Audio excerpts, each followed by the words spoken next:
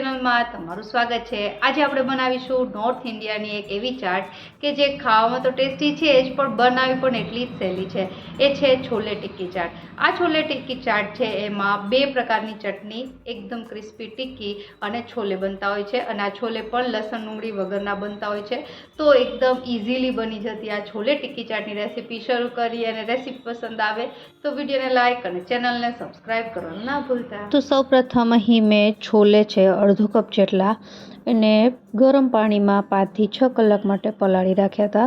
હવે આ છોલેને આપણે બાફવાના છે। તો જે પાણીમાં તમે પલાળો એ પાણી છે હંમેશા કાઢી લેવાનું અને ત્યારબાદ હવે આ છોલેને આપણે કુકરમાં એડ કરી દઈશું અને અહીં છોલેથી ઉપર થોડું પાણી આવે એટલું પાણી આપણે ઉમેરવાનું છે અને છોલે એકદમ ફ્લેવરફુલ બને એની માટે આપણે એક તમાલપત્ર, 2 થી 3 લવિંગ અને એક એલચી આ રીતે ઉમેરી દઈશું અને અત્યારે અડધી ચમચી જેટલું મીઠું એડ કરવાનું છે। પાછળથી જરૂર પડશે તો વધારે ઉમેરવાનું।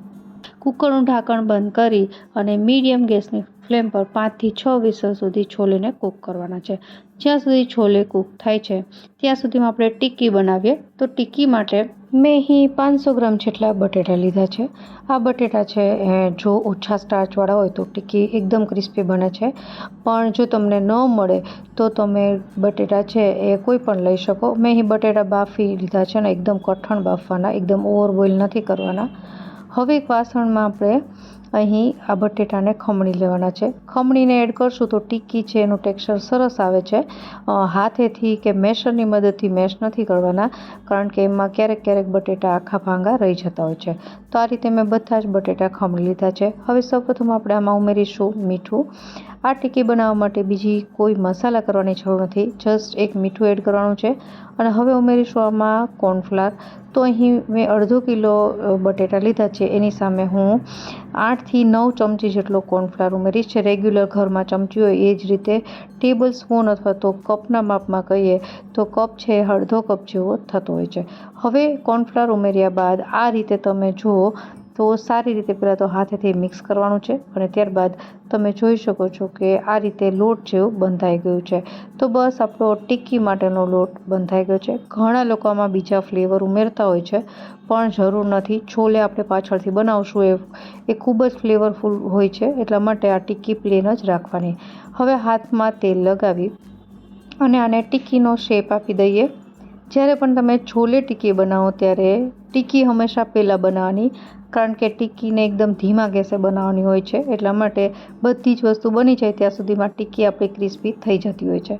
તો આ રીતે મેં શેપ આપી દીધો છે। આ રીતની થોડી જાડી અને આ રીતની થોડી ફ્લેટ બનાવવાની। તો આપણી ટિક્કી છે આ રીતે બધી બની જાય એટલે હવે આપણે આને તળવાની છે। તો અહીં ફ્લેટ પેન હોય તમારી પાસે એમાં તેલ ઉમેરવાનું છે। અહીં ટિક્કીને શેલો ફ્રાય કરવાની હોય છે એટલે બને ત્યાં સુધી આ રીતનું ફ્લેટ પેન લેવાનું। આ ન હોય તો તમારી પાસે રોટલી બનાવવાનો તવો હોય એ પણ ચાલે। હવે અહીં તેલ છે એ મોડરેટ ગરમ હોવું જોઈએ, એકદમ ગરમ નથી કરી દેવાનું। થોડું ગરમ થાય ત્યારબાદ ટિક્કી ઉમેરવાની છે અને એને ધીમા ગેસે ગોલ્ડન બ્રાઉન જેવી કરવાની છે। એક સાઈડ આ રીતે ગોલ્ડન બ્રાઉન જેવી થઈ જાય એટલે આપણે એને પલટાવી લેશું। ટિક્કીને એક વખત બંને સાઈડ આ રીતે ગોલ્ડન બ્રાઉન જેવી કરી લેવાની છે અને હવે જે છોલે ટિક્કીમાં ટિક્કી એકદમ ક્રિસ્પી થતી હોય છે એ કરવા માટે અહીં આપણે ટિક્કીને આ રીતે પહેલાં છૂટી કરી અને મેશરની મદદથી આ રીતે પ્રેસ કરવાનું છે અને ફરીથી કૂક કરવાનું છે। તો જે છોલે ટિક્કીમાં ટિક્કી બને છે આ રીતે જ બનતી હોય છે। બીજી વખત આ રીતે મેશ કરીને કૂક કરશો એટલે સરસ ક્રિસ્પી થઈ જશે। એટલા માટે જ આ ટિક્કીને ક્રિસ્પી કરવા માટે થઈને શેલો ફ્રાય કરવામાં આવતી હોય છે, ડીપ ફ્રાય નથી કરવાની।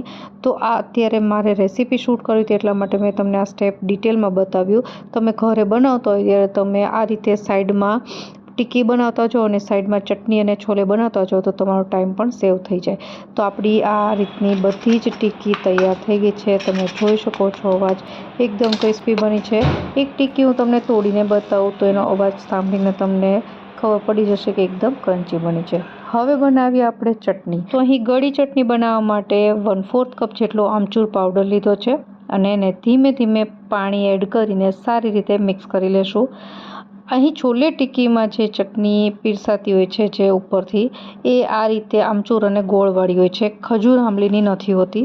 તો અહીં એક વખત પાણી સાથે આમચૂરને મિક્સ કર્યા બાદ હવે ગોળનું માપ જોઈ લઈએ. તો જેટલું તમે આમચૂર લ્યો છો એના કરતાં ડબલ ગોળ લેવાનો છે. 1/4 કપ જેટલો આમચૂર છે તો એની સામે હાફ કપ જેટલો દેશી ગોળ મેં લીધો છે. તમે કોઈ પણ ગોળ લઈ શકો. હવે આપણે થોડા મસાલા કરીએ. તો અહીં સ્વાદ પ્રમાણે મીઠું જે હાફ ટીસ્પૂન જેટલું છે, હાફ ટીસ્પૂન જેટલો શેકેલા જીરાનો પાવડર, હાફ ટીસ્પૂન જેટલો સૂંઠનો પાવડર આ ખાસ ઉમેરવો. ત્યારબાદ હાફ ટીસ્પૂન જેટલો વરિયાળીનો પાવડર અને 1 ટીસ્પૂન જેટલું લાલ કશ્મીરી મરચું અને 1/4 ટીસ્પૂન જેટલો સંચળ પાવડર. હવે આ બધી વસ્તુને સારી રીતે મિક્સ કરી દેશું. અહીં જે મેં ચટણીની રીત બતાવી છે એ સ્પેશિયલી છોલે ટિક્કીમાં વપરાય છે.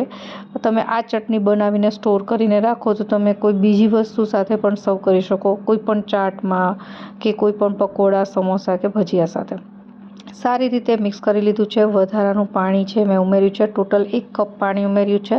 હવે ધીમા ગેસે આપણે આ ચટણીને પકવવાની છે. લગભગ 8 થી 10 મિનિટ પછી તમે જોશો તો ચટણીનું ટેક્સચર છે આ રીતનું આવી ગયું છે અને તમે ચટણી ટેસ્ટ કરો એટલે તમને ખજૂર આંબલીની ચટણી જેવી જ લાગશે, એટલી સરસ બને છે. તો આપણી આ ચટણી તૈયાર છે. આ રીતનું ટેક્સચર આવી જાય, આ રીતની કન્સિસ્ટન્સી આવી જાય એટલે ગેસ બંધ કરી દેવાનો. ઠંડી થયા પછી પણ થોડી ચટણી છે ઘાટી થઈ જતી હોય છે. તો અહીંયા સાઈડમાં રાખીને હવે ગ્રીન ચટણી બનાવીએ જે કોથમીર અને ફુદીનામાંથી બનતી હોય છે. તો અહીં 1 કપ જેટલી કોથમીર ડાળખા સહિત જ લેશું. ત્યારબાદ અડધો કપ જેટલો ફુદીનો, તમારે ફુદીનાનો ફ્લેવર વધારે જોતો હોય તો વધારે પણ ઉમેરી શકો. અને અહીં થોડું આદું, લગભગ 2 નાના ટુકડા છે અને 2 તીખી મરચી. અહીં તીખી મરચીનો જ ઉપયોગ કરવો, મોળા મરચાં છે આ ચટણીમાં સારા નથી લાગતા. અને હાફ ટીસ્પૂન જેટલું આમચૂર પાવડર, તમે લીંબુ પણ ઉમેરી શકો. હાફ ટીસ્પૂન જેટલું મીઠું, 1/4 ટીસ્પૂન જેટલી સંચળ, 1/4 ટીસ્પૂન જેટલો ચાટ મસાલો અને થોડા બરફના ટુકડા. બરફના ટુકડાથી ચટણી એકદમ ગ્રીન રહે છે. પાણી એડ કરવાની બિલકુલ જરૂર નથી અને સારી રીતે ગ્રાઇન્ડ કરી લેશું. તો આપણી આ કોથમીર ફુદીનાની તીખી ચટણી પણ તૈયાર છે. તો બંને ચટણી તૈયાર છે. હવે આપણે છોલે બનાવી લઈએ. તો છોલેનું જે સૌથી પહેલાં કુકર આપણે બાફવા માટે રાખ્યું હતું એ ઠંડુ થઈ ગયું છે અને હવે પ્રેશર રિલીઝ થાય એટલે આપણે ચેક કરીએ તો છોલે સરસ રીતે બફાઈ ગયા છે. આપણે તમાલપત્ર, એલચી અને લવિંગ એડ કર્યા હતા એ પણ કાઢી લેશું અને આ ચણાને મેશરની મદદથી થોડા મેશ કરી દેવાના, જેનાથી જ્યારે આપણે એ વઘારીએ ત્યારે કન્સિસ્ટન્સી સરસ આવે. હવે મસાલા કરીએ.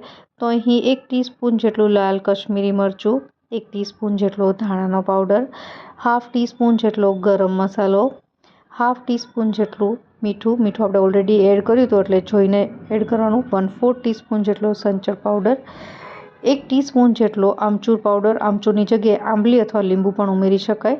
ત્યારબાદ ઝીણા સમારેલા ટામેટાં અને હવે બધી વસ્તુને સારી રીતે મિક્સ કરી દઈશું.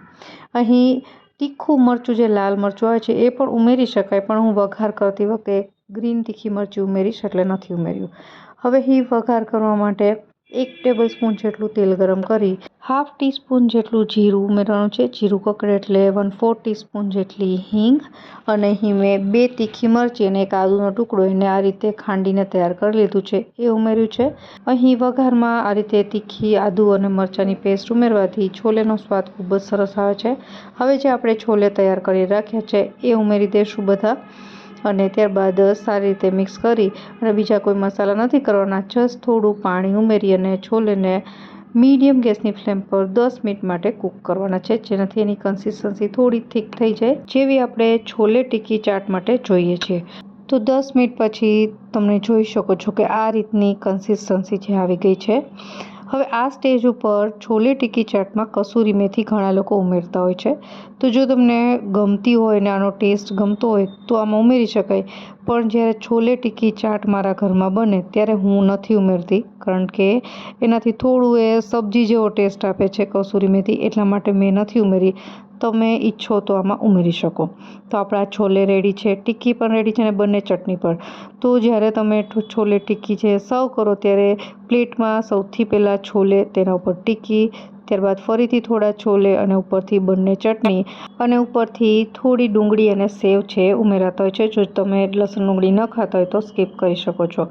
તો આશા રાખું તમને આ રેસીપી જરૂરથી પસંદ આવી હશે. ફરી મળીએ નવી રેસીપી સાથે. ત્યાં સુધી બાય.